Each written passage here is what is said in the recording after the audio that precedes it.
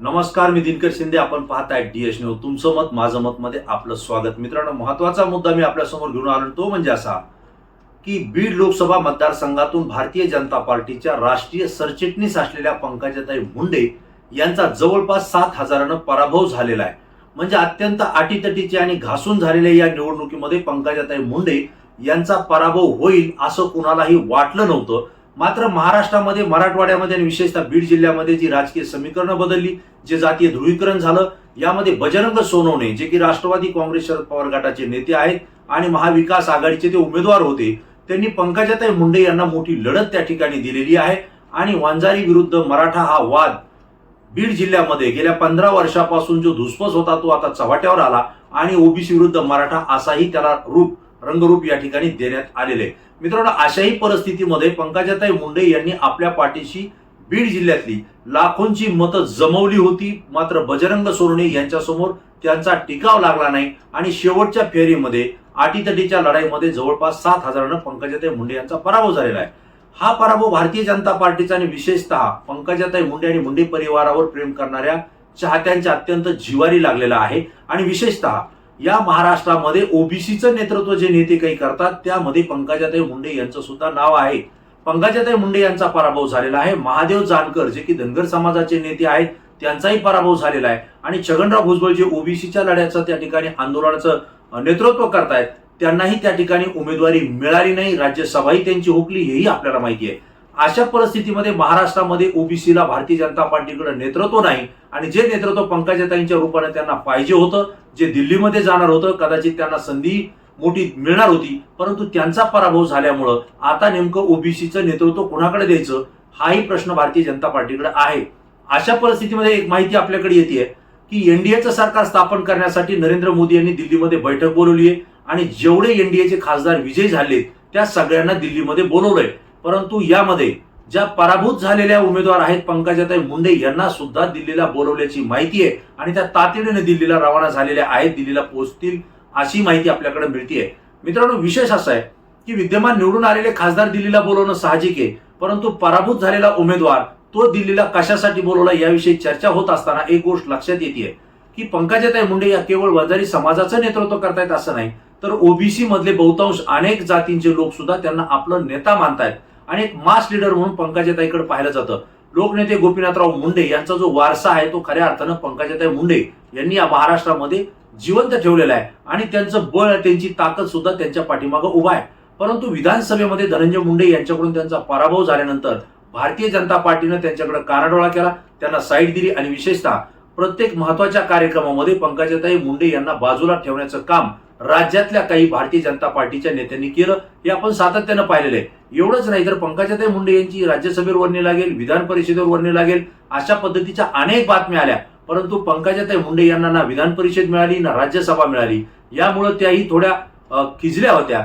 अशा परिस्थितीमध्ये त्यांना बळ मिळण्यासाठी त्यांनी पुन्हा महाराष्ट्रामध्ये शिवशक्ती परिक्रमा या ठिकाणी काढली आणि त्या परिक्रमेच्या माध्यमातून आपल्या पाठीशी किती लोक आहेत, किती ताकद आहे, कशा पद्धतीनं अजूनही लोक आपल्या पाठीमागं उभा राहतील याचा त्यांनी अंदाज घेतला आणि एक वातावरण निर्मिती त्यांनी लोकसभेच्या अगोदर केली की मी माझी स्वतंत्र ताकद ठेवून आहे.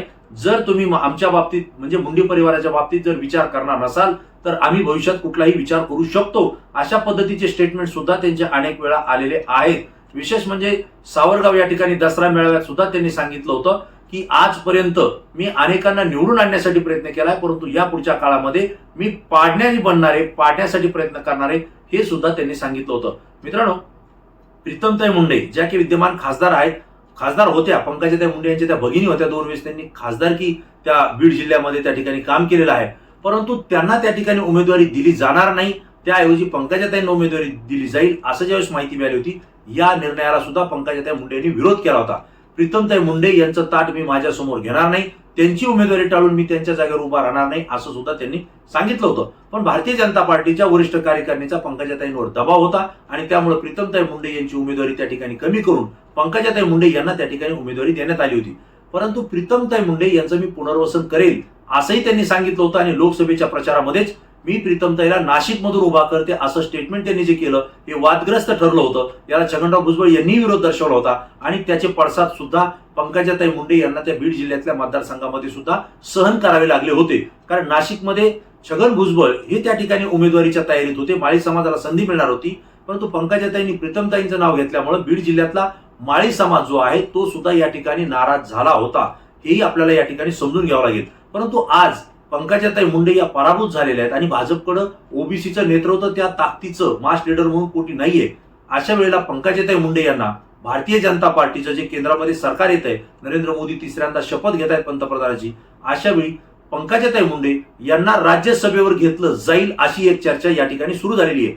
लोकसभेच्या निवडणुकीमध्ये अनेक खासदार जे राज्यसभेवर होते ते सुद्धा निवडणुकीला होते, ते निवडून आता लोकसभेमध्ये गेलेले आहेत आणि त्यामुळं राज्यसभेच्या अनेक जागा आता रिकाम्या झालेल्या आहेत आणि अशा जागेवरती पंकजाताई मुंडे यांना संधी दिली जाईल, त्यांना राज्यसभेवर घेतलं जाईल आणि कदाचित त्यांना पुन्हा एकदा दिल्लीच्या म्हणजे केंद्रीय मंत्रिमंडळामध्ये त्यांना कॅबिनेट मंत्रिपदावर सुद्धा घेतलं जाईल असंही या ठिकाणी राजकीय विश्लेषक बोलत आहेत. मित्रांनो, आपण जर थोडा विचार केला एक गोष्ट लक्षात येते. मराठवाड्यातल्या 8 खासदारकीच्या निवडणुकीमध्ये भारतीय जनता पार्टीनं 3 उमेदवार त्या ठिकाणी उभा केले होते. एक म्हणजे जालन्यामध्ये रावसाहेब दानवे, बीड जिल्ह्यामध्ये पंकजाताई मुंडे आणि नांदेडमध्ये प्रताप चिखलीकर. हे तिन्ही उमेदवार भारतीय जनता पार्टीचे मराठवाड्यात पराभूत झालेले आहेत आणि त्यामुळे मराठवाड्यामध्ये भारतीय जनता पार्टीचा एकही खासदार नाहीये आणि खासदारही नाही, मग मंत्री करायचं कुणाला हा प्रश्न येतोय. कारण शिवसेनेचा एखादा खासदार या ठिकाणी आलेला आहे, त्याला संधी दिली तर तो शिवसेनेचा होईल, परंतु मित्र पक्ष म्हणून त्यांना संधी देणं शक्य आहे. परंतु भारतीय जनता पार्टीला मराठवाड्यात जर आपली ताकद वाढवायची असेल तर केंद्रीय मंत्रिमंडळातील एक तरी मंत्री मराठवाड्यात पाहिजे आणि तो नेमकं कुणाला करायचं तर कुणाला तरी राज्यसभेवर घेऊनच आता करावं लागेल आणि त्यासाठी पंकजाताई मुंडे या एकमेव लायबल उमेदवार आहेत, ताकदीच्या उमेदवार आहेत आणि त्यांना जर राज्यसभेवर घेतलं आणि कॅबिनेट मंत्रिपदाची जर त्यांना संधी दिली तर गोपीनाथराव मुंडे यांना मंत्रिमंडळामध्ये घेतल्यानंतर ते बीड जिल्ह्यात परत येऊन त्यांचं जे स्वप्न होतं ते साकार करू शकले नव्हते. मात्र पंकजाताई मुंडे यांना जर कॅबिनेट मंत्रिपद दिलं तर ते मुंडे साहेबांचं स्वप्न सुद्धा साकारतील. भारतीय जनता पार्टी मराठवाड्यात वाढेल, त्यानंतर ताकदही विधानसभेला ती पंकजाताईंची पक्षाला मिळेल, त्यानंतर त्यांच्या सोबत असलेला मतदारही भारतीय जनता पार्टीचं उत्साहानं काम करेल. अशी एक भूमिका भारतीय जनता पार्टीच्या वरिष्ठ नेत्यांमध्ये असल्याचं आपल्याला समजत आहे आणि त्यामुळं पंकजाताई मुंडे या मराठवाड्यातून राज्यसभेवर जाऊन पुन्हा एकदा केंद्रीय कॅबिनेट मंत्रिपदावर असतील अशी एक चर्चा आहे. आणि जर असं झालं तर पंकजाताई मुंडे यांच्या माध्यमातून मराठवाड्याला मोठा विकास निधी, वेगवेगळ्या विकासाच्या योजना सुद्धा त्या आणतील. कारण त्या अभ्यासू आहेत, धडपडीच्या नेत्या आहेत, चळवळीच्या आहेत आणि लढवाई आहेत, त्या हरणार नाहीत. जरी त्या निवडणुकीतून पराभूत झाल्या असल्या तरी सुद्धा त्या नव्या उमेदवारी उभा राहतील अशी एक चर्चा आहे. त्यातल्या त्यात जर त्यांना राज्यसभेची खासदारकी आणि कॅबिनेट मंत्रिपद केंद्रीय भेटलं तर ते बळ महाराष्ट्रातल्या विधानसभेला बळ देण्यासाठी काम येईल अशी सुद्धा या ठिकाणी चर्चा आहे. मित्रांनो, ही जी काही माहिती आहे ही आपल्याला सूत्रांकडून माहिती मिळते असा अंदाज आपला सुद्धा येतोय.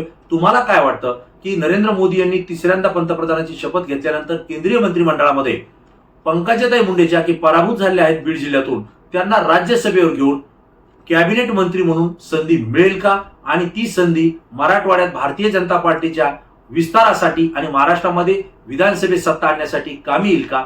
तुमचं काय मत आहे? तात्काळ तुमची प्रतिक्रिया द्या. कारण मित्रांनो, तुमची प्रतिक्रिया आमच्यासाठी अत्यंत महत्वाची आहे, कारण ती खूप अभ्यासू असते आणि ती संपूर्ण महाराष्ट्रातून असते. मित्रांनो, मला एक विनंती करायची आहे, डीएस न्यूज चॅनल आपल्याकडे ज्या घटना, सत्य माहिती निर्भीडपणे तुमच्यापर्यंत पोहोचवण्याचं काम करते. या डीएस न्यूज चॅनलला, युट्यूब चॅनलला आपण तात्काळ सबस्क्राईब करा.